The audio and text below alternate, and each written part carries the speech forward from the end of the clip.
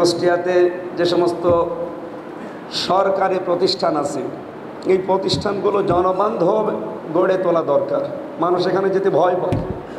SP অফিসে, থানাতে, এবং কি এই সিভিল সার্জন অফিস সহ কয়েকটা আমি ঘুরলাম। এখানে যেতে মানুষ, সাধারণ মানুষ বাইরে দেখি বসে থাকে, কাছুমাছু হয়ে ভয় পায়।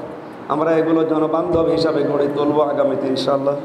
চিনি কলটা চালু করা দরকার, আপনারা জানেন এটা আমাদের জন্য এখন অবধারিত হয়ে পড়েছে। হাজারো মানুষের কর্মসংস্থান তৈরি হবে।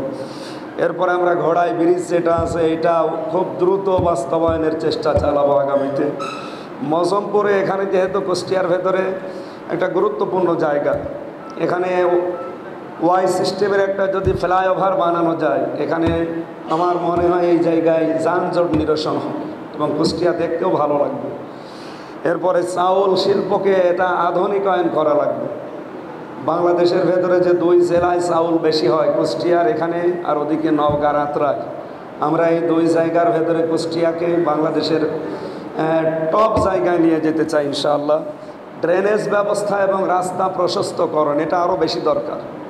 আপনারা বৃষ্টির পানি হলে কিভাবে পানি বেঁধে থাকে, ময়লা, এগুলো আমরা লক্ষ্য করছি। সামনে এগুলো আমরা ইনশাল্লাহ সেই জায়গায় নিয়ে যাওয়া দরকার। অন্যান্য বিশ্বের, উন্নত বিশ্বে যেভাবে নিয়ে যায়, আমরা কুষ্টিয়াকে ওইভাবে নিয়ে যাওয়ার চেষ্টা চালাবো ইনশাল্লাহ। এদিকে রানাখড়িয়া থেকে একেবারে লালন ব্রিজ পর্যন্ত, তার মানে ওই যে রুমি ব্রিজ, মেহেদি রুমি ব্রিজ, এই নদীর ধারে, বাইরের দেশগুলোতে গেলে নদীর ধারে ঘুরলে মনটা আরও ফ্রেশ হয়ে যায়, আর আমাদের এই নদীর ধারে আসলে মন আরও কালো হয়। আমরা এখানে অন্তত একটা রাস্তা প্রশস্তকরণ দিয়ে কুষ্টিয়ার যানজট কমানোর চেষ্টা চালাবো।